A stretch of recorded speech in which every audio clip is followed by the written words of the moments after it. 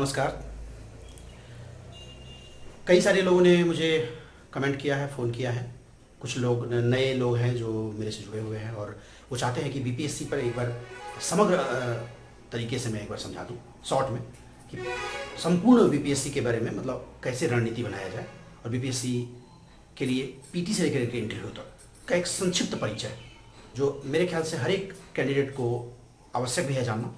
क्योंकि जब तक आप उस परीक्षा के बारे में नहीं जानते, उस परीक्षा के डिमांड को नहीं समझते, उस परीक्षा के पोस्ट को नहीं समझते, उसके आकर्षण को नहीं समझते, उसके ड्रॉबैक्स को नहीं समझते, तब तक आप उससे वेल अकाउंटेड नहीं होंगे और उसकी तैयारी में आपको मज़ा नहीं आएगा। तो आइए सबसे पहले हम लोग चर्चा शुरू करते हैं। आज का जो वीडियो है ये बीपीएससी की समग्र रणनीति और उसके परिचय पर मैंने ये वीडियो बनाया है। देखिए, बीपीएससी यानी बिहार पब्लिक सर्विस कमीशन, आपको पता होगा एक संवैधानिक संस्था है। जिस तरह से भारत सरकार के लिए यूपीएससी है, यूनियन पब्लिक सर्विस कमीशन, जब आप पॉलिटी पढ़ते हैं तो उसमें आप पढ़ते भी हैं। उसी तरह से हर एक राज्य में एक राज्य लोक सेवा आयोग बनाया गया है।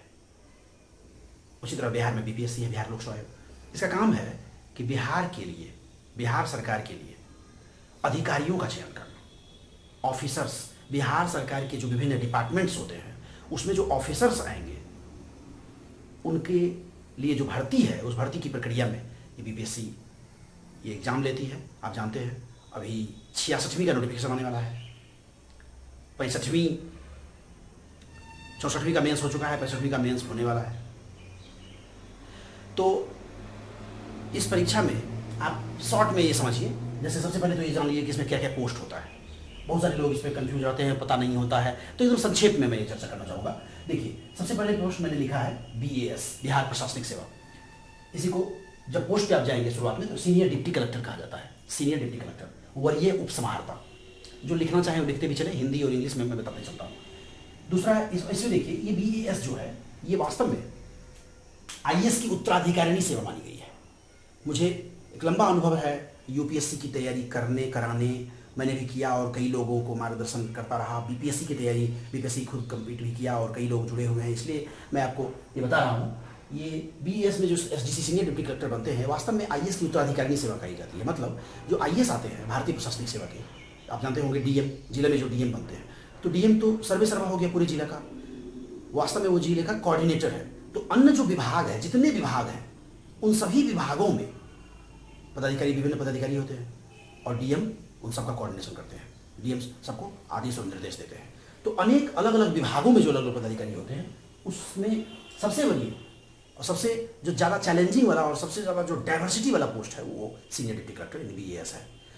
इसमें आप जिले में आप जब कभी गए होंगे तो उसमें जितने भी विभाग हैं उस सभी विभागों का जो एक तरह से प्रभार रहता है वो इनके पास रहता है।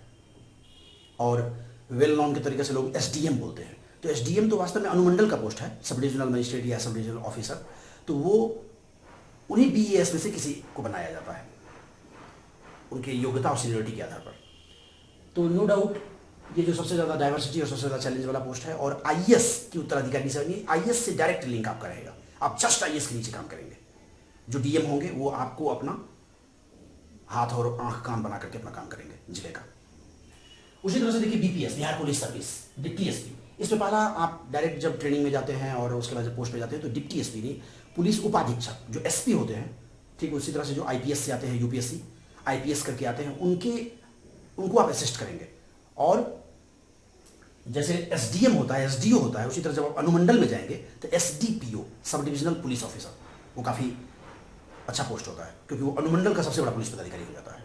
जैसे जिले का सबसे बड़ा पुलिस पदाधिकारी एसपी होता है। और डीएसपी यानी एसपी को असिस्ट करना, तो काफ़ी लुक्रेटिव और काफ़ी अच्छा पोस्ट माना जाता है। जिनको समाज के लिए कुछ करना है, जिनको पुलिस का चार्म है, तो वो जरूर इस दोनों सेवाओं में आए। तीसरी सर्विस है BFS, Bihar finance service, Bihar वित्त सेवा। इसमें आज पहला पोस्ट जो है ACST, assistant commissioner of state tax. अब जैसे आप यूपीएससी में आईएएस आईपीएस आपने सुना होगा, उस तरह के आईआरएस होता है जो भारत सरकार के जो रेवेन्यू होता है उसके संकलन, उसके संग्रह के लिए जिम्मेवार होता है। उसी तरह से राज्य सरकार में बीएफएस होता है, बिहार फाइनेंस सर्विस। ठीक तरह से आप जैसे आईएएस आईपीएस के साथ आप इसको कोऑर्डिनेट करके समझ सकते हैं, इसको आप लेकर के समझ सकते हैं, उसी तरह से आईआरएस के साथ इसको आप जोड़ के थोड़ा बहुत समझ सकते हैं। अब जो इसका काम है वो जीएसटी संग्रहण से हो गया है। आप जानते हैं आईआरएस में, जब आप यूपीएससी में आप देखेंगे तो आईआरएस इनकम टैक्स एक होता है, एक जीएसटी का होता है, दो तरह के वहाँ ऑफिसर होते हैं आईआरएस में। और राज्य सरकार में जो पहले सेल टैक्स होता था और बहुत सारे टैक्स होते थे, अब तो जीएसटी हो गया है। उस जीएसटी का असिस्टेंट कमिश्नर, ये स्टेट टैक्स सरकार, राज्य सरकार का, तो इस तीनों सर्विस को प्रीमियर सेवा कहा जाता है। ये तीनों सेवाएं प्रीमियर सेवाएं कहलाती हैं। उसके बाद ढेर तरह की सेवाएं हैं, आप देख सकते हैं। सब रजिस्ट्रार भी काफ़ी अच्छा सर्विस माना जाता है। सब रजिस्ट्रार का मतलब होता है, आपने कभी जमीन रजिस्ट्री वगैरह के लिए कहीं गए होंगे, शादी विवाह का पंजीकरण होता है, मृत्यु का पंजीकरण होता है, और जमीन संबंधी जितना रजिस्ट्री वाला काम होता है वो सारा इनके पास होता है। तो रजिस्ट्रेशन सर्विस, पंजीकरण, बहुत ही एक इम्पॉर्टेंट काम है ये। तो ये भी एक अच्छा पोस्ट माना जाता है। इसमें भी जो शुरुआत में जो नियुक्ति की जाती है तो सब रजिस्ट्रार आपको अनुमंडल में मिलेगा। अब ये सारे पोस्ट, ये पोस्ट जो होता है एसी एसटी, इसमें एक फायदा ये होता है कि आप शुरुआत से ही जिला में रहते हैं, क्योंकि इसमें सर्किल में होता है। मैं खुद बीएफएस में हूँ, तो सर्किल 50 सर्किल बना हुआ है, लगभग जिले में है, तो इसमें जिला में रहने का मौका मिलता है। ये दोनों जो सर्विस है, इसमें आपको शुरुआत में अनुमंडल में भी रहना पड़ेगा। पहले तो ब्लॉक में रहना पड़ता था, लेकिन अब क्या हुआ है, अब चूंकि रूरल डेवलपमेंट सर्विस और रेवेन्यू सर्विस को अलग कर दिया गया है, यानी बीडीओ और सीओ का लाइन अलग हो गया है, उसकी सेवाएं अलग कर दी गई, इसलिए इसमें अनुमंडल से नीचे नहीं जाना होता, आप अनुमंडल में रहेंगे कम से कम, और फिर उसके बाद जिला में रहेंगे। कलेक्ट्रेट में आप डीएम को असिस्ट करेंगे। उसी तरह से आप देखिए जेल सुपरिटेंडेंट, ये लिखा है जेल सुपरिटेंडेंट, जेल अधीक्षक। आप कभी भी किसी जिले में आप गए होंगे, आपका भी जो जिला होगा वहाँ जेल होता है, तो उस जेल का जो अधीक्षक होता है, उस जेल का जो एडमिनिस्ट्रेशन देखता है, उसी को जेल सुपरिटेंडेंट कहते हैं। जेल में जितने कैदी आ रहे हैं, जितने स्टाफ हैं, उनका सारा हिसाब किताब, लेखा जोखा और कैसे क्या वहाँ पर प्रबंधन करना है, वो सारा काम जेल सुपरिटेंडेंट करते हैं। उसी तरह से लेबर सुपरिटेंडेंट, इस पर ज़्यादा समय देना नहीं है, मैं संक्षेप में आपको चर्चा करूँ। लेबर में श्रम अधीक्षक, लेबर सुपरिटेंडेंट, श्रम अधीक्षक। जिस तरह से जेल विभाग, उसी तरह लेबर डिपार्टमेंट होता है सरकार का। श्रम विभाग, आप जानते हैं श्रम विभाग का मतलब, जैसे बिहार में या किसी भी राज्य में श्रम कानून होता है, लेबर लॉज होते हैं। जैसे मान लीजिए कोई मजदूर आपके यहाँ काम कर रहा है, अब उसमें कोई बंधुआ मजदूर है, कोई बाल मजदूरी करवा रहे हैं, तो उस पर तो सरकार का रोक है, आप जानते हैं, बाल मजदूरी नहीं करा सकते, बंधुआ मजदूरी नहीं करा सकते। तो उसके लिए एक नियम कानून बनाने के लिए और उसके देखरेख के लिए श्रम विभाग होता है, वही लेबर सुपरिटेंडेंट का पोस्ट होता है। प्लानिंग ऑफिसर, जिला में एक योजना पदाधिकारी होते हैं, वो प्लान करते हैं। प्लानिंग आप जानते हैं, योजना, तो जिले की जो योजनाएं बनाने का कार्य होता है, सब डीएम को असिस्ट कर रहे हैं। ये सारा पोस्ट जो है वो डीएम के ही अधीन होता है जिला में, लेकिन सबका विभाग अलग अलग कर दिया गया है। तो ये अपने विभाग में प्लानिंग ऑफिसर यानी जिला के योजना पदाधिकारी होते हैं, ये भी बीपीएससी से जाते हैं। उसी तरह से इंप्लॉयमेंट ऑफिसर, इंप्लॉयमेंट नियोजन पदाधिकारी। अब जैसे मान लीजिए जिले में कुछ नियोजन का कार्य हो रहा है, आपने देखा होगा नियोजन मेला लगता है, तो नियोजन मेला वगैरह जो होता है, ये जो मैं जानकारी दे रहा हूँ, ये इंटरव्यू अभी जो होने वाला है उसके लिए भी बड़ा फायदेमंद होता है। लोग इंटरव्यू के लिए सोचते रहते हैं कि क्या भरें, कैसे भरें, तो एक शॉर्ट परिचय आप देखें, फिर इंटरव्यू के लिए अगर होगा तो मैं अलग से कुछ क्लास ले लूँगा। अब ये देखिए, लेबर सुपरिटेंडेंट, श्रम अधीक्षक, मैंने बताया वही श्रम कानून, और उसके बाद सॉरी इंप्लॉयमेंट ऑफिसर, नियोजन पदाधिकारी। नियोजन मेला जो लगाया जाता है और सरकार जो है वो नियोजन करती है, जो कमीशन होता है स्टाफ सिलेक्शन कमीशन या बीपीएससी, उसके अलावा भी बहुत तरह का नियोजन होता है ना राज्य सरकार का, उससे संबंधित कार्य जो इंप्लॉयमेंट ऑफिसर देखते हैं। डीएओ, डिस्ट्रिक्ट ऑडिट ऑफिसर, जिला में अंकेक्षण पदाधिकारी होता है, वो ऑडिट करते हैं, ऑडिट हिसाब किताब जो लेखा होता है उसका हिसाब किताब की जांच करना। DAO, district audit officer. Excise inspector, excise inspector, अब ये एक्साइज इंस्पेक्टर जो है वास्तव में मद्य निषेध से संबंधित रह गया है। राज्य सरकार का जो एक्साइज है वो सिर्फ और सिर्फ मद्य निषेध, आप जानते हैं शराबबंदी कानून लागू है बिहार में, तो उस शराबबंदी का जो है ये विभाग है, और उसमें इंस्पेक्टर लगाया जाता है, डायरेक्ट निरीक्षक। तो आप समझ सकते हैं, जहाँ भी शराब बिक रहा है और उस पर आपको रोक लगाना है, उसको पकड़ धकड़ करना है, तो एक तरह का ये पुलिस वाला और वर्दी वाला जॉब है, इसमें वर्दी भी पाना पड़ता है। प्रोबेशन ऑफिसर, प्रोबेशन ऑफिसर भी वास्तव में जेल में ही होता है। ये जो मैंने लिखा था जेल सुपरिटेंडेंट, जेल में एक तो जेल के कैदी और उनका मैनेजमेंट करना है, उनका प्रबंधन करना है, एडमिनिस्ट्रेशन करना है, और एक सुधार कार्य होता है जेल में, सरकार का जेल में सुधार कार्य होता है कि उनकी जो कैदी है उनका कैसे सुधार किया जाए, तो उससे संबंधित ज़्यादा कार्य प्रोबेशन ऑफिसर का होता है। तो ये जेल में ही एक पद है प्रोबेशन ऑफिसर। और नीचे ये दो सर्विस आप देखिए, BRDS, Bihar rural development service, RDO, ये काफ़ी लुक्रेटिव और आकर्षक पद आजकल हो गया है। और आरओ, रेवेन्यू ऑफिसर, राजस्व पदाधिकारी। लेबर इन्फोर्समेंट ऑफिसर, तो पहले मैं ये दोनों के बारे में देखिए। पहले जो था, पहले 2010 के पहले रीस्ट्रक्चरिंग 2010 में हुआ, उसके पहले ये दोनों सर्विस जो है ये दोनों इसी में मिलाया हुआ होता था, यानी जो लोग BAS करते थे, बिहार एडमिनिस्ट्रेटिव सर्विस में जाते थे, वही ब्लॉक में जाकर के BDO और CO बनते थे। लेकिन अब BDO CO आपने सुना होगा, काफी लोग, सबसे ज्यादा पॉपुलर गांव समाज में भी BDO CO होता है। तो ब्लॉक डेवलपमेंट ऑफिसर वाला लाइन है ये। RDO यही ब्लॉक डेवलपमेंट ऑफिसर बन जाता है 2 या 3 साल में। उसमें एग्जाम पास करना होता है, डिपार्टमेंटल अपना एग्जाम पास कीजिए और 2 या 3 साल की सर्विस होती है, उसको पूरा करने के बाद आप BDO बन जाते हैं, ब्लॉक डेवलपमेंट ऑफिसर। उसी तरह से RO, ये रेवेन्यू संबंधित होता है, ये CO बन जाता है। CO जो होता है सर्किल ऑफिसर, अंचलाधिकारी। ये क्या होता है, ये RO जो है ये वास्तव में रेवेन्यू, ये भू राजस्व से संबंधित है, लैंड रेवेन्यू। आप जाएंगे गांव में या कहीं भी तो आप देखेंगे कि जो जमीन होता है उसका जो राजस्व है, भू राजस्व, और कहीं पर जमीन का लड़ाई झगड़ा वाला बात है तो वो सारे को निपटाने का अधिकार इसके पास है। तो आप समझ सकते हैं, गांव में मान लीजिए किसी की जमीन झगड़ा हो रहा है, झंझट हो रहा है, तो वो फिर किसकी जमीन है कैसे पता चलेगा, तो सारा आप जानते हैं, सारे का खाता जो है ऑनलाइन अब सरकार के पास है, उसी से सारा देखा जा सकता है। तो यहाँ आकर के आप फैसला करते हैं, तो यही RO और CO सर्किल ऑफिसर अधिकारी करते हैं। और ये जो लेबर इन्फोर्समेंट ऑफिसर है, ये जो लेबर सुपरिटेंडेंट है, इसी विभाग में इससे जस्ट नीचे होता है। ये नया पोस्ट जोड़ा गया है, और भी कुछ पोस्ट हैं इसमें, जो मुख्य पोस्ट का मैंने एक परिचय दिया है। तो ये लेबर इन्फोर्समेंट ऑफिसर, श्रम प्रवर्तन पदाधिकारी, ये लेबर सुपरिटेंडेंट के जस्ट नीचे रह करके कार्य करता है। तो इसीलिए ये दोनों जो है, अब एक बात समझ लीजिए, ये दोनों का लेवल 7 है। लेवल 7 यानी कुछ लोग जानते होंगे 4600 ग्रेड पे, और इसका भी ग्रेड पे 4600 है। ये यहां से नीचे जो है ये स्केल में नीचे है, इसका स्केल कम है, और यहां से ऊपर लगभग सारे पोस्टों का 5400 हो गया है। लेवल 9 5400। मुझे लगता है इसमें एक्साइज इंस्पेक्टर को छोड़ के सारे का लगभग अब 5400 हो गया है। तो ये सारे पोस्ट आप समझ गए होंगे शॉर्ट में, संक्षेप में। ये मैं इसलिए समझाया कि आप ये जानिए कि आप BPSC की तैयारी कर रहे हैं, तो आप BPSC की तैयारी करके करेंगे क्या, बनेंगे क्या, ये जानना बहुत जरूरी है। चलिए ठीक है, तो एक शॉर्ट परिचय जाने। मैं इंटरव्यू के लिए कुछ लेक्चर जब बनाऊंगा तो उस पर विस्तार से चर्चा करते हैं हम लोग, क्योंकि उस समय आपको भरना होता है। जब आप इंटरव्यू का भरेंगे फॉर्म, तो इंटरव्यू के फॉर्म में आपको भरना होता है कि आप कौन सी सर्विस को प्रायोरिटी में ऊपर लिखेंगे, नीचे लिखेंगे, और आपकी योग्यता, आपके मेरिट और इसके प्रायोरिटी के आधार पर आपको सर्विस मिल जाता है।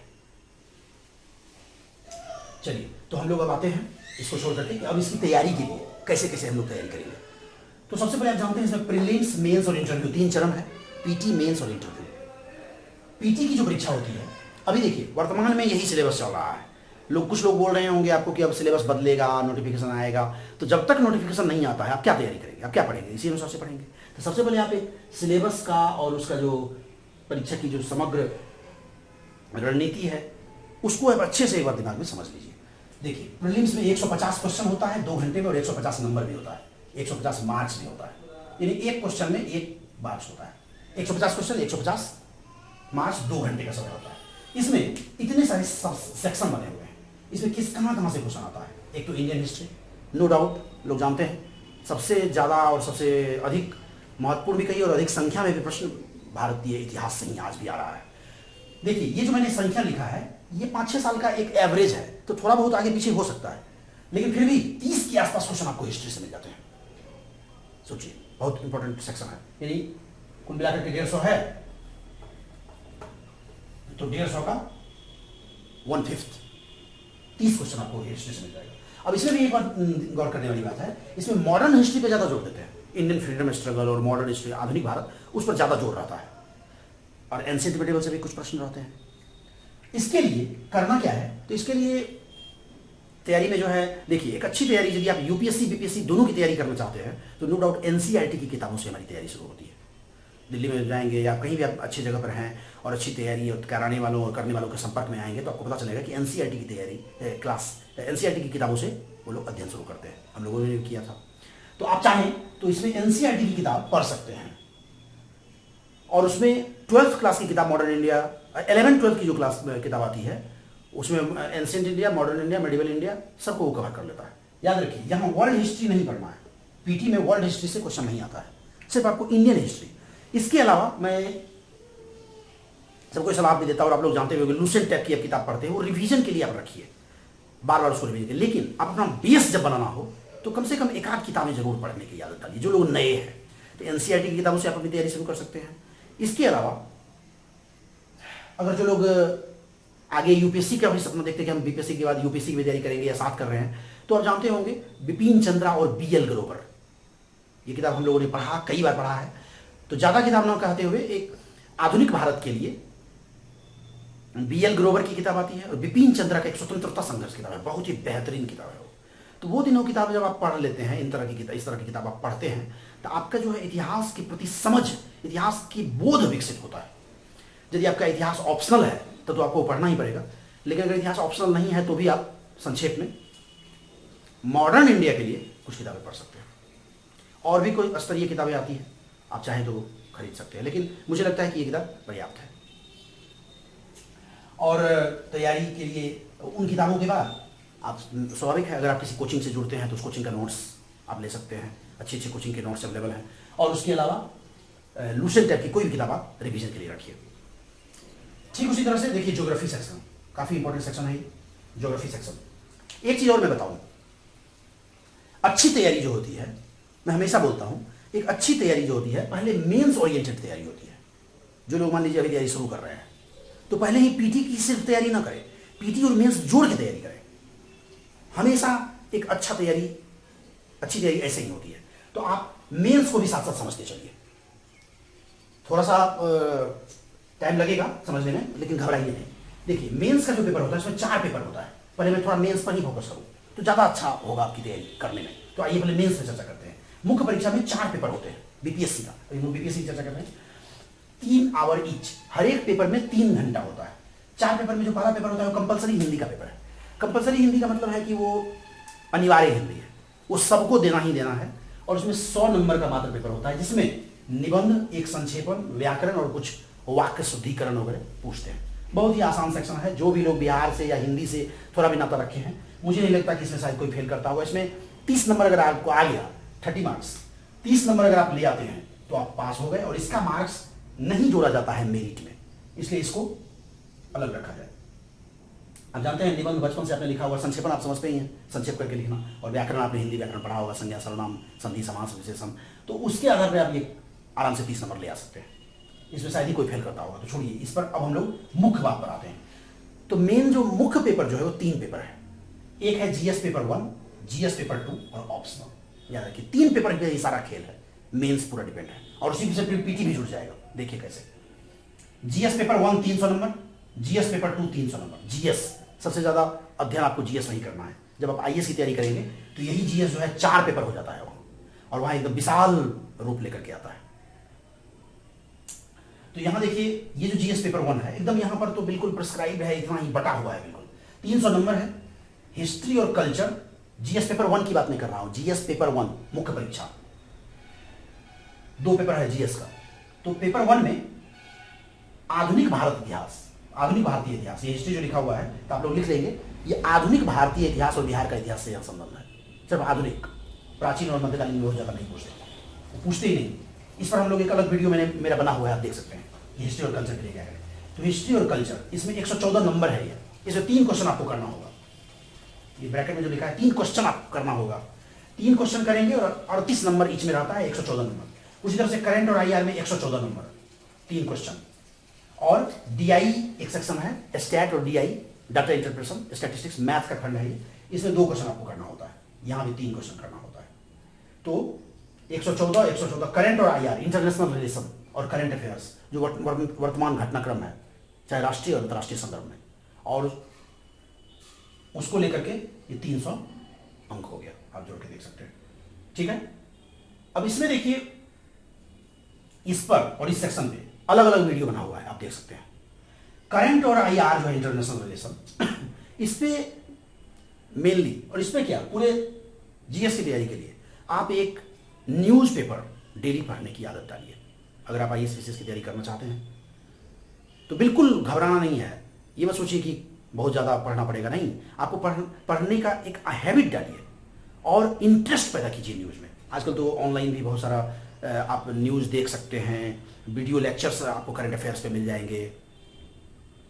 तो आप न्यूज़पेपर राष्ट्रीय संस्करण वाला, हालांकि बिहार की तैयारी, बीपीएससी की तैयारी में बिहार के भी न्यूज़ से जुड़े रहिए, लेकिन राष्ट्रीय संस्करण जो दिल्ली से निकलता है, राष्ट्रीय न्यूज़। और जैसे हिंदुस्तान है, और हिंदी में ही कोई भी, हिंदुस्तान या दैनिक जागरण का जो राष्ट्रीय संस्करण आता है, प्रयास कीजिए उसको पढ़ने का। आप ऑनलाइन पढ़ सकते हैं, और उसमें से जो लोकल न्यूज़ है उसको छोड़ दीजिए, आप राष्ट्रीय अंतर्राष्ट्रीय, उस पर हम लोग अलग चर्चा कर लेंगे कैसे करनी है तैयारी। अब शॉर्ट में आप समझिए कि राष्ट्रीय अंतर्राष्ट्रीय जो महत्व के विषय वस्तु उसमें होते हैं उसको आप निकाल करके पढ़ने की हैबिट डालिए। और उसके अलावा एडिटोरियल पेज होता है, देखे होंगे आप जो लोग पेपर पढ़ रहे हैं, संपादकीय बीच वाला जो बनना होता है उसको अवश्य पढ़िए, वहीं पर आपका दृष्टिकोण बनेगा और मुख्य परीक्षा में और ऑप्शनल में भी उत्तर लिखने में बहुत ज़्यादा काम आएगा, और वहां से आप मार्क्स आपको मिलेगा यदि आप उस बातों को वहां पर कोट करेंगे। तो मैं ये बात हमेशा कहता हूं, फिर कह रहा हूं, आप एक डायरी बनाइए, न्यूज़पेपर, और उसके बाद आप मैगजीन भी पढ़ते होंगे, प्रतियोगिता दर्पण हो गया या कोई भी अच्छी मैगजीन है, स्तरीय मैगजीन आप पढ़ सकते हैं। उसमें भी जो लेख या एडिटोरियल आप होता है, और चाहे न्यूज़पेपर में होता है, उसको आप पढ़ें। अब पढ़ करके शॉर्ट में आप हो तो लिख लीजिए, एकदम संक्षेप में उसके मुख्य मुख्य पॉइंट लिख लीजिए। क्योंकि एक बात बताइए, आप आज पढ़ लिए तो परीक्षा जब आएगी आपकी, तब तक आप कैसे याद रखेंगे उन बातों को? तो पूरा नहीं लिखना है।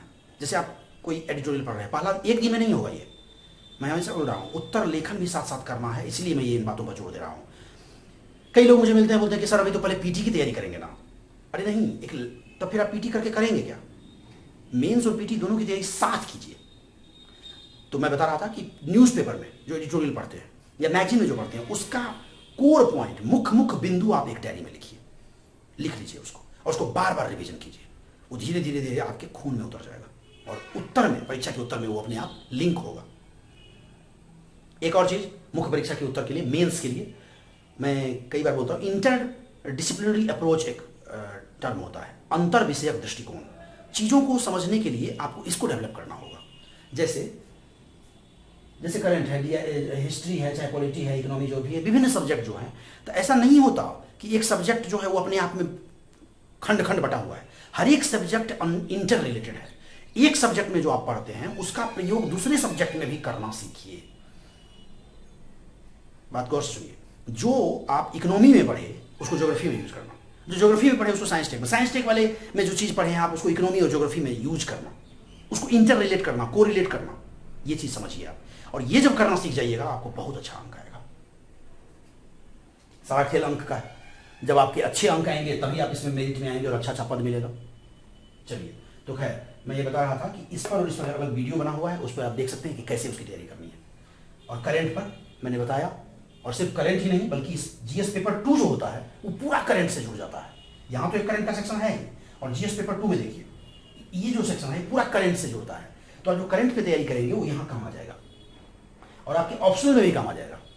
तो इसलिए उसकी अवश्य एक अलग तैयारी कीजिए। करंट के लिए एक डायरी बना लीजिए और उसमें पॉइंट्स बना के लिखिए, और प्रयास कीजिए। लोग पूछते हैं कि सर अच्छा उत्तर कैसे लिखा जाए, तो एडिटोरियल वगैरह पढ़ के या मैगजीन में पढ़ के या ऑनलाइन ही कुछ अच्छे लेख पढ़ के अपने से लिखने का अभ्यास डालिए। आप आज से, अब जितने लोग हैं यहाँ सब ग्रेजुएशन वगैरह किए हुए हैं या कर रहे हैं, तो ये नई बात तो है नहीं।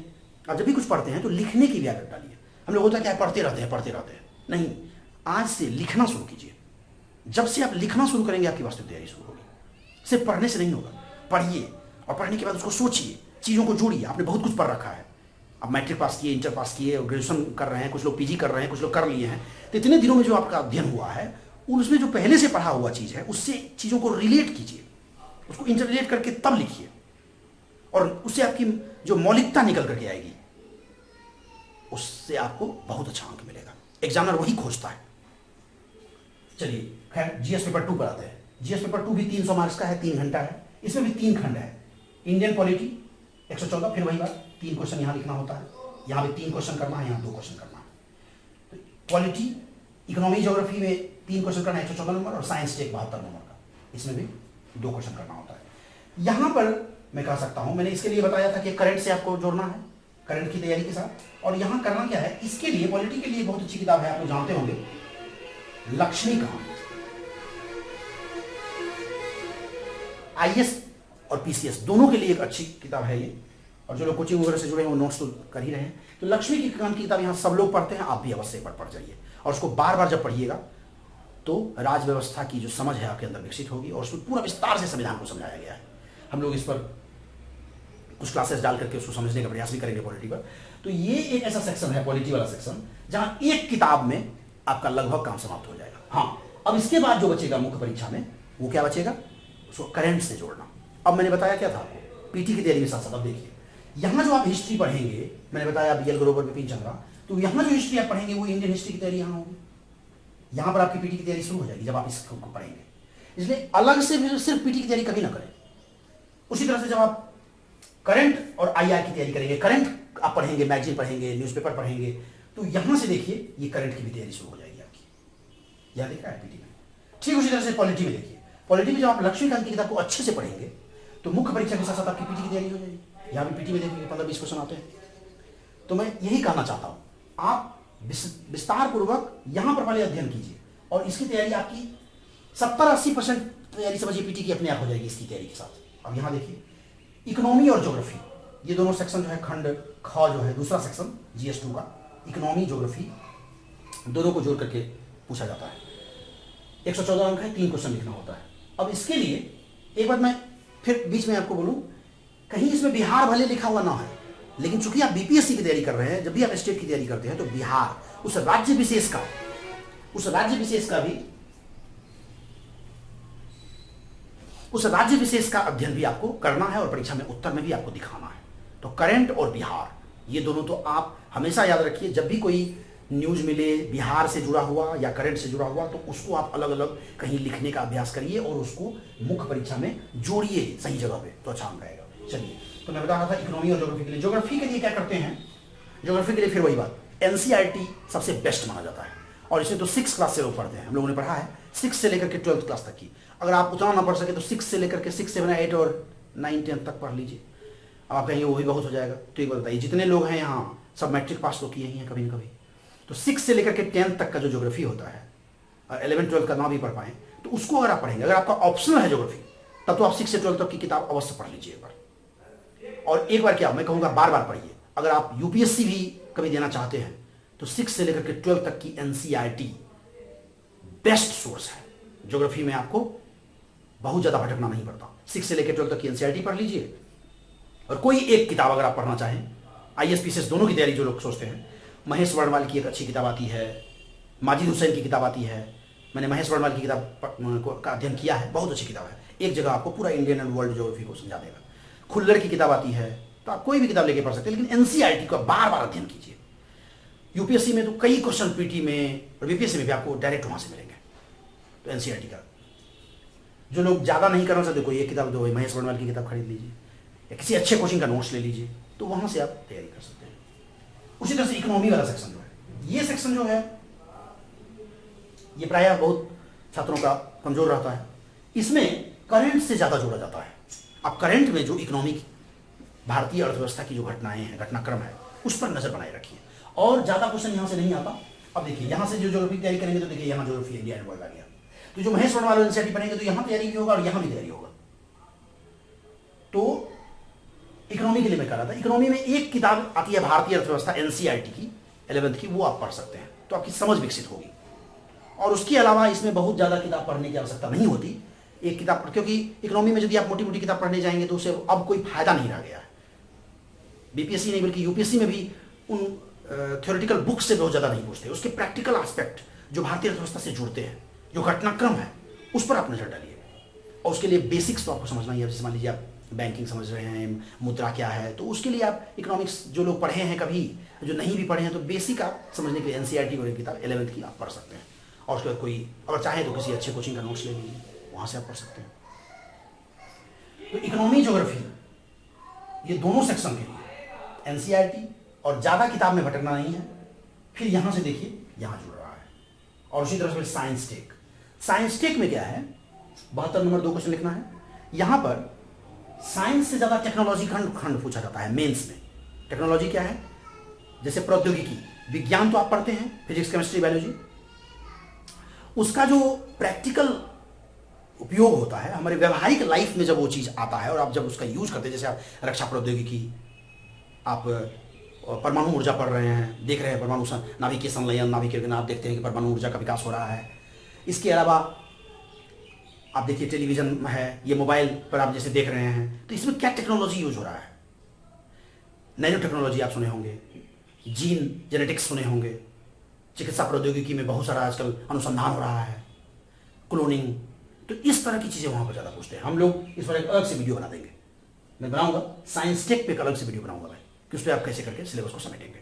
चलिए, तो मैंने ये कहा, और इसके लिए भी बहुत किताब के चक्कर में मत रहिए, इसमें कोई फिर वही बेसिक एनसीईआरटी की किताब हमेशा बोल रहा हूँ 9th 10th की, वो अगर चाहें तो आप पढ़ सकते हैं। जिनका साइंस मान लीजिए बिल्कुल कमजोर है तो 7th 8th का भी पढ़ लीजिए, और 9th 10th की किताब अगर समझ में आ रही है, आपने पढ़ाई है तो उसको आप पढ़ के समझ लीजिए, वो आपका फिर पीटी में भी काम आ जाएगा, और यहाँ तो आएगा ही। और उसके अलावा फिर यहाँ पर टेक्नोलॉजी खंड है, तो करंट से जोड़ना है इसको, करंट में जो घटनाक्रम उससे जोड़ते हैं, और टेक्नोलॉजी के बेस के लिए कोई एक नोट्स ले लीजिए कहीं अच्छे कोचिंग का, या मैं इस पर अलग से वीडियो लेक्चर भी आप लोगों को अवेलेबल करा दूंगा।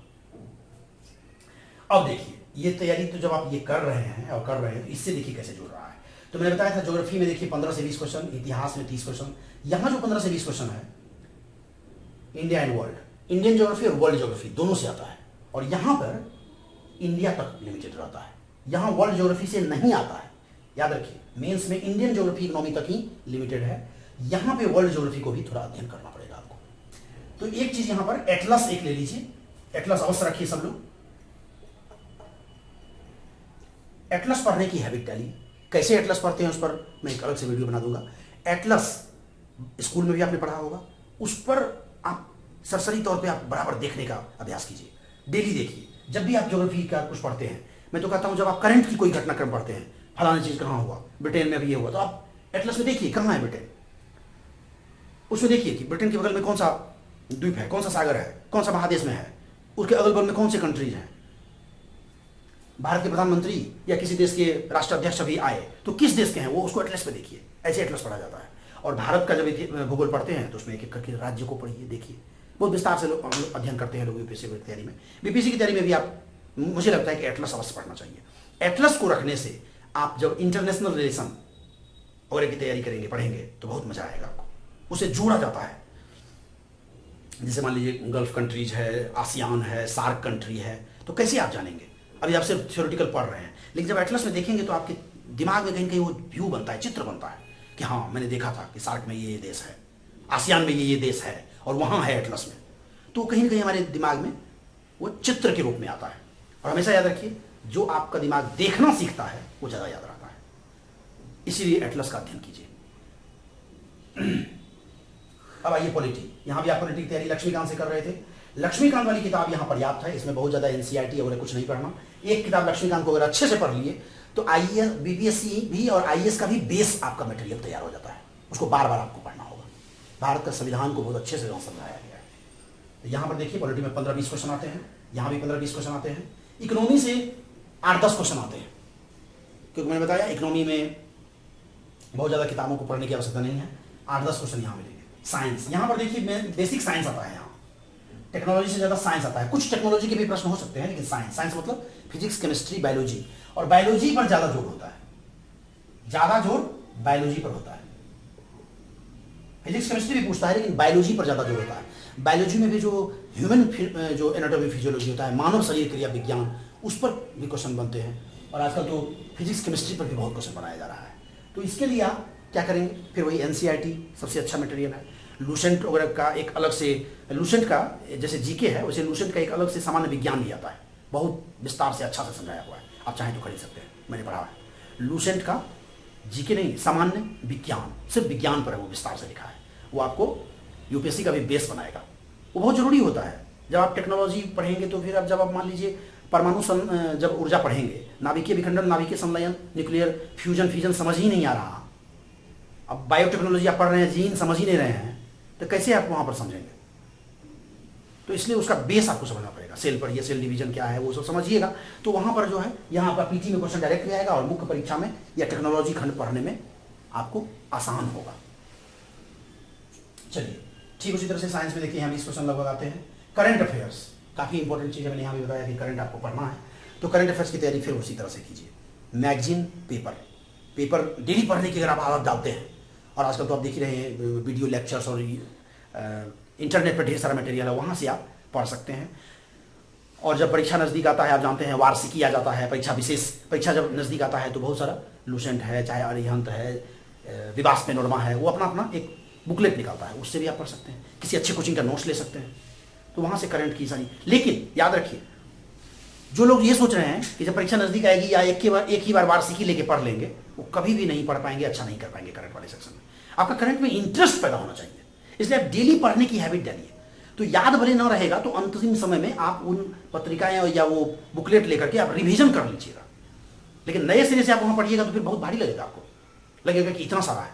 तो आप डेली पढ़ने की हैबिट डालिए। करंट तो आपको डेली पढ़ना है, कुछ ना कुछ। तो करंट से यहाँ पर आप 20 क्वेश्चन देख सकते हैं। ये कभी कभी 20 से 25 भी हो जाएगा। मैंने बताया एक मोटा मोटी एक भी है। मेंटल एबिलिटी 10 क्वेश्चन, इसका फिक्स है। मेंटल एबिलिटी यानी अरिथमेटिक के कुछ चैप्टर्स हैं और मेंटल रीजनिंग वाला चीज़ है। यहाँ 10 क्वेश्चन आता है, बहुत कठिन नहीं होता। मैं इस पर अलग से आप लोगों को वीडियो कुछ लेक्चर अवेलेबल करा दूंगा कि उसमें कैसे कैसे तैयारी करनी है। 2-3 लेक्चर में तो पूरा समाप्त भी किया जा सकता है, 3-4 लेक्चर में इसको शॉर्ट में। तो मैं इसको जरूर कर लूँगा। उससे क्या होगा कि जो लोग SSC वगैरह की तैयारी कर रहे हैं और अन्य परीक्षाओं की तैयारी कर रहे हैं, रेलवे वगैरह की, उनको भी यहाँ से बहुत लाभ हो जाएगा। तो यहाँ से 10 क्वेश्चन आता है, उसमें 10 में 10 नंबर आप ला सकते हैं बहुत आसानी से। मतलब 7-8 चैप्टर अगर अध्ययन कर लिया जाए, 8 चैप्टर मोटा मोटी अगर आप चैप्टर अध्ययन कर लेते हैं, 10 में 10 नंबर आ जाएगा। यहाँ पर फिर उतना नंबर लाने के लिए यहाँ 10 नंबर आप आसानी से ले लेंगे, जितना 8 से 10 चैप्टर मैथ के, और पहले से आपने मैथ पढ़ ही रखा है। यहाँ पर आपको बहुत ज़्यादा मेहनत करना पड़ता है, इसलिए हमेशा याद रखिए, इसको एकदम करके जाइए। बहुत लोग इसको छोड़ के जाते हैं। चलिए, बिहार स्पेशल मैंने बताया, जब आप स्टेट PCS देते हैं तो उस राज्य विशेष पर भी पढ़ना पड़ता है। तो बिहार स्पेशल की भी बहुत सारी किताबें बाजार में हैं। फिर वही लुसेंट और अरिहंत निकालता है बिहार के लिए, या किसी अच्छे कोचिंग का नोट्स भी पढ़ सकते हैं आप। तो बिहार स्पेशल में विशेष करके इतिहास और भूगोल, क्योंकि देखिए राज्य व्यवस्था अर्थव्यवस्था डायरेक्ट भारत से जुड़ जाता है। तो मैं फिर कह रहा हूँ, इतिहास, भूगोल, कल्चरल वहाँ का, और करंट जो बिहार का चीज़ है, उस पर आपको ज़्यादा अध्ययन करना है। तो इसके लिए आप कोई किताब ले लीजिए, या परीक्षा के समय भी इसके लिए आप अलग से किताब लेकर के पढ़ सकते हैं बिहार विशेष पर। उससे लेकिन अच्छा क्वेश्चन आ रहा है, लगभग 20 क्वेश्चन आ जाता है, कभी 25 भी आ जाएगा। मिसलेनियस एक लिखा हुआ है, 5-10 क्वेश्चन रहता है कभी। जैसे मान लीजिए कि कोई इंपॉर्टेंट किताब है, उसके लेखक कौन है, खेल खिलाड़ी, आप लुसेंट वगैरह में देखे होंगे, विविध, उसी में कि कौन से खेल लेखक, कौन सा पुरस्कार किसको मिला है। तो ये एक विविध में एक अलग से भी रहता है, जीके समझिए, तो वो भी आप कर सकते हैं। वो लुसेंट वगैरह से ही आप डायरेक्ट तैयार कर सकते हैं। तो मुझे लगता है कि ये शॉर्ट में मैंने पीटी के सिलेबस को बताया और कैसे करना है तैयारी, इस पर आप हम लोग विस्तार फिर धीरे धीरे अध्ययन आगे अगले वीडियो में आपको मिलेगा। तो यहाँ पर आप अलग वीडियो इसके लिए बना हुआ है, इसके लिए हम अलग वीडियो बनाएंगे ये सब के लिए। तो अब आप हमको लगता है जीएस के बारे में समझ गए होंगे। इसके बाद ये जो जीएस मेंस में अगर आ रहे हैं, तो जीएस का एक पेपर 300, दूसरा पेपर 300 और एक पेपर ऑप्शनल का 300। यहाँ मैंने हिंदी लिखा है, यहाँ आप कोई भी एक ऑप्शन रख सकते हैं। एक चीज समझिए, जो लोग बिल्कुल नए हैं, जनरल कंपटीशन और ISPCS में यानी कमीशन की तैयारी में यही अंतर है। यहाँ सबसे पहले आप जब आते हैं तो एक विषय का चयन करना पड़ता है। IS में भी एक विषय है और BPSC में भी एक विषय है। अभी आप चुनिए, लगभग 25-26 विषय का एक लिस्ट बना हुआ है, उसमें से कोई एक विषय जिसमें आपकी रुचि है, जिसमें आपको मजा आता है, जिसमें आपको अंक आता है। अब उसके लिए कैसे करते हैं, कैसे ऑप्शनल चुना जाए, बहुत सारा वीडियो है उस पर। और मैं भी उस पर आगे हिंदी साहित्य, चूंकि मेरा विषय रहा, इतिहास मेरा ऑनर्स रहा है। एक बात मैं बता दूं, कोई जरूरी नहीं कि आपने ग्रेजुएशन में क्या पढ़ा है, PG में क्या पढ़ा है। जिसपे आप ये देखिए कि ये अंक BPSC में या उस खास परीक्षा में स्कोरिंग हो रहा है। जैसे आप हिंदी माध्यम के स्टूडेंट हैं या अंग्रेजी माध्यम के स्टूडेंट हैं, तो उस अनुसार से हाल के वर्षों में उस विषय का कैसा रहा है परफॉर्मेंस, और उस विषय पर हमको एक मार्गदर्शन मिल जाएगा कि नहीं, और वो विषय स्कोरिंग है कि नहीं, अच्छा अंक आता है कि नहीं। मान लीजिए आपको रुचि बहुत ज्यादा है, अंक आ ही नहीं रहा है, उस विषय में अंक नहीं आते हैं, तो बेकार हो जाएगा वो विषय लेकर। तो 2-3 बात रखना है, कौन सा विषय में अच्छा अंक आ रहा है 3-4 सालों में, कौन सा विषय उस खास परीक्षा में ज्यादा पॉपुलर हुआ है, ज्यादा अच्छे उसमें अंक आते हैं, और उसमें एक सिंपल भी हमको एक मार्गदर्शन अवेलेबल हो जाएगा कि नहीं, नोट्स कोई बताने वाला या कोई नोट्स वगैरह अवेलेबल होगा कि नहीं। मान लीजिए आप गणित रख लिए, गणित के नोट्स ही नहीं मिल रहा है, तो कैसे पढ़िएगा। तो इससे कोई मतलब नहीं कि आपने बैकग्राउंड में, हाँ ये जरूर है कि जो इतिहास, यदि आप ग्रेजुएशन और PG में जो विषय पढ़ रखे हैं वही विषय यहाँ लेते हैं, तो स्वाभाविक है आपको लीड मिलेगा, आपको लगेगा कि ये सब मैंने पहले से पढ़ रखा है। लेकिन कोई जरूरी नहीं है। UPSC IS बनने वाले भी बहुत सारे ऐसे लोग हैं जो अपने एकेडमिक्स में कुछ और पढ़े और यहाँ आकर के कुछ और पढ़ के वो लोग पास किए। मेरे बहुत सारे मित्र हैं, मैं उनको जानता हूँ, तो आपको देख सकते हैं। तो मैंने यहाँ हिंदी इसलिए लिखा है मैंने, ये 300 नंबर का होता है कि मेरा हिंदी साहित्य है इस पर, और हिंदी साहित्य जो है बहुत ही बेजोर ऑप्शनल है। मैं इस पर एक अलग पूरा वीडियो बना चुका हूँ, हिंदी साहित्य ऑप्शनल बेजोर क्यों है, और उसकी तैयारी कैसे करें आप चाहे तो देख सकते हैं। तो हिंदी साहित्य यहां मैंने लिखा इसलिए है क्योंकि इसमें आप history, geography, polity, public administration, LSW, ये सब पॉपुलर सब्जेक्ट है, सोशियोलॉजी, आप कोई भी एक लेकर के पढ़ सकते हैं। लेकिन हिंदी साहित्य मैंने इसलिए लिखा कि मैं हिंदी साहित्य पर बीच बीच में आप लोगों को वीडियो देता रहूंगा। आप चाहें तो मेरे साथ जुड़ करके हिंदी साहित्य आप पढ़ सकते हैं पूरा विषय, और ये तो आप पढ़ ही रहे हैं। अब देखिए, जब आप यहां पर जो ये 150 क्वेश्चन है, 150 मार्क्स है पीटी, इसमें मोटा मोटी आप मान के चलिए अगर 100 के पास आप आ जाते हैं तो हर साल हो जाएगा। 100 तो नहीं जाता, 95, 96, 97 में ही हो जाता है सिलेक्शन जनरल कैंडिडेट। तो मतलब मोटा मोटी मान के चलिए 100 प्लस में प्रयास कीजिए कि हम स्कोर करें। अगर 110 हो गया, 120 हो गया तो बहुत अच्छी बात है। 100 से नीचे नहीं जाना है, तो इसके लिए आप प्रयास कीजिए। अगर आप इतना ले आते हैं तो आपको मुख्य परीक्षा लिखने का मौका मिलेगा। अगर आप मुख्य परीक्षा में, कितना अंक हो गया मुख्य परीक्षा, 300, 300 और 300, 900 नंबर हो गया। यही 900 का खेल है। इस 900 में 60% एक आदर्श माना जाता है। यूपीएससी में तो कम है, लेकिन यहां पर अगर आप 60% अगर पार कर जाते हैं तो हमको लगता है इंटरव्यू कॉल तो जरूर आ जाएगा, और 65% से ऊपर जाइएगा तब अच्छा रैंक में आ जाएगा, और 68-70 पर ही टॉप कर जाते हैं लोग। यहां पे यूपीएससी में ये घटता है, तो यहां पर आप देखिए 900 अंक है, तो प्रयास रहे आपका कि मिनिमम 60% तो हमको हर पेपर में आ ही जाए। 70 आ जाए तो बहुत अच्छा है। तो अगर आप 60% पार कर जाते हैं तो आपका इंटरव्यू कॉल आ जाएगा। और इंटरव्यू कॉल में, अब इंटरव्यू के लिए थोड़ा सा सुन लीजिए शॉर्ट में, 120 नंबर है, 120 मार्क्स का इंटरव्यू होता है। इंटरव्यू क्या होता है, मोटा मोटी 25 से 30 मिनट, 20 मिनट का एक इंटरव्यू बोर्ड होता है। 4-5 वरिष्ठ पदाधिकारी, चाहे वरिष्ठ जानकार लोग बैठेंगे, आपको बुलाएंगे और आपसे पूछेंगे। इंटरव्यू की तैयारी कैसे करें इस पर हम लोग अलग से चर्चा करेंगे। शॉर्ट में इतना जानिए, चूंकि ये समग्र रणनीति है कि उसमें आपके व्यक्तित्व को वो लोग समझने का प्रयास करते हैं कि आप जो आए हैं इंटरव्यू देने, आपने जो ये सब पास किया करके यहां तक पहुंचे हैं, तो सच में आप लायक हैं कि नहीं, सच में आप एक इन पदों पर जाने के लायक हैं कि नहीं, आपके अंदर वो झांक के देखना चाहते हैं। उसके लिए आपको तरह तरह का सवाल पूछा जाता है। तो उसमें आपका एक एकेडमिक बैकग्राउंड, आपने ग्रेजुएशन में, पीजी में जो पढ़ रखा है, आपका जो ऑप्शनल सब्जेक्ट आपने जो लेकर के पास किया है, और उसके अलावा आपका जो बायोडाटा होता है, जो आप अभी तक किए हैं, मैट्रिक, इंटरव्यू, और आपने जहां जहां अध्ययन किया, जो नौकरी की, कहां पढ़े, क्या किए, उससे रिलेटेड ही ज्यादा क्वेश्चन रहता है। बायोडाटा, आपका बैकग्राउंड, आपका सब्जेक्ट, मतलब कोई बहुत सारी, मतलब बहुत ज्यादा मंगल ग्रह से कोई चीज नहीं लाते। आपके बैकग्राउंड, आपके बायोडाटा, आप कहां कहां रहे हैं, कहां कहां आपने अध्ययन किया है, कौन कौन सा विषय पढ़ा है, आपका ऑप्शनल, और करंट अफेयर्स जो वर्तमान में घटनाक्रम है, इतना पर अगर आप काम कर लेते हैं तो इंटरव्यू की तैयारी हो जाती है। तो आप, मुझे लगता है कि जब से तैयारी शुरू करें तब से ही आप थोड़ा थोड़ा वो भी सोचें कि आपने, मान लीजिए आप इंटर में फिजिक्स पढ़े थे और आप बिल्कुल भूल गए कि क्या होता है फिजिक्स, न्यूटन का लॉ भूल गए, तो फिर कैसे वो माफी के लायक होगा। तो इसलिए हालांकि पहले पीटी और मेंस पे फोकस रहिए, इंटरव्यू की तैयारी बाद में भी कर लेंगे, लेकिन पीटी और मेंस की साथ साथ कीजिए। तो वहां पर वही करते हैं हम लोग, जो आपका एकेडमिक बैकग्राउंड है उससे कुछ क्वेश्चन पूछते हैं, मोटी मोटी बातें कि आप सच में आपने पास किया है, तो वो जानकारी आपको कुछ भी है कि नहीं। अगर आप नौकरी कर रहे हैं, कोई जॉब कर रहे हैं, प्राइवेट चाहे सरकारी, तो उसमें आपका क्या परफॉर्मेंस है, उसमें आप कैसे काम करते हैं, आप ईमानदार हैं कि नहीं, कितना आप नैतिक हैं, जब आप काम पर करने जाइएगा, जब आप पद पे जाइएगा तो कितना आप इंटीग्रिटी आपके अंदर होगा, वो सारी चीज़ों को जांच इंटरव्यू में करते हैं। और 120 में अंक मिलता है। तो यही 900 नंबर मेंस में और 120 नंबर ये इंटरव्यू वाला। 900 और 120 कितना होगा, 1020, 1020, इसी पर आपका मेरिट बनेगा, इस पूरा पर। ये जो 100 नंबर है इसका नहीं जुड़ता, और ये तो पास करके आप मेंस आते हैं। इस 10-120 में आपको जितना अंक आ जाए, मैंने बताया 60% तो मुख्य परीक्षा में लाने का प्रयास हर पेपर में रहे कम से कम। 70%, 60 से 70 पर ही सारा खेल है। 70% के आसपास आ गए तो आप टॉपर में रहेंगे, टॉप हो जाएंगे। 65% अगर आप लाते हैं तो आप इन कर जाएंगे सर्विस में, अच्छा पद भी मिल जाएगा। तो यही आपका टारगेट होना चाहिए।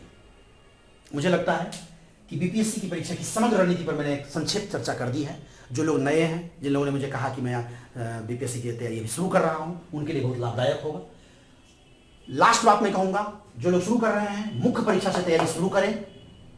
मैंने कैसे बताया, जीएस पेपर 1, पेपर 2 और ऑप्शनल तीनों पर लेकर के शुरू कीजिए। उसके साथ साथ जोड़ करके इसका अध्ययन कीजिए।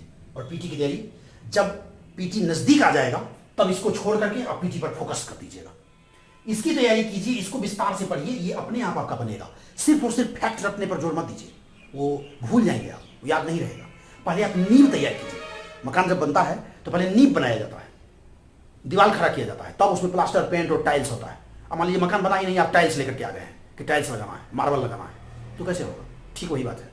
यहाँ आप एनसीईआरटी और जो अच्छी स्तरीय किताबें हैं उनसे आप अपना बेस बनाइए, और ये जो है ये उसमें टाइल्स मार्बल जोड़ने का काम है। तो वो बीच बीच में अपने आप इसमें होगा। आधी से ज़्यादा तैयारी तो आपकी अगर इसको अच्छे से किए तो हो ही जाएगी। और जो फैक्चुअल कुछ बातें हैं, जब पीटी नज़दीक आएगा तो फिर पीटी ओरिएंटेड आप तैयारी कर लीजिए। यही अच्छी तैयारी की रणनीति है। तो मुझे लगता है क्या क्या पोस्ट है, कैसे तैयारी करें, इस पर विस्तार से एक संक्षिप्त चर्चा मैंने की है। तो आप सबों को बहुत लाभदायक अगर लगेगा तो आप अवश्य कमेंट कीजिए, शेयर कीजिए, सब्सक्राइब कीजिए। और आगे हम एक एक करके सब पर वीडियो अभी बना रहे हैं। कुछ वीडियो हमारे बन भी गए हैं हिंदी साहित्य ऑप्शनल पर, DI की तैयारी कैसे करें, इसकी तैयारी कैसे करें, और अब हम लोग साइंस टेक और पॉलिटी वगैरह पर तैयारी कैसे करें उसको बना करके कुछ लेक्चर्स अब हम लोग इस पर ये भी करेंगे कि उसको चैप्टर्स को कैसे पढ़ा जाए, और उसको पूरी तरह से समझा करके मैं लेक्चर भी आगे बनाता चलूँगा जैसे जैसे मुझे मौका मिलेगा। बहुत बहुत धन्यवाद आप सबों को।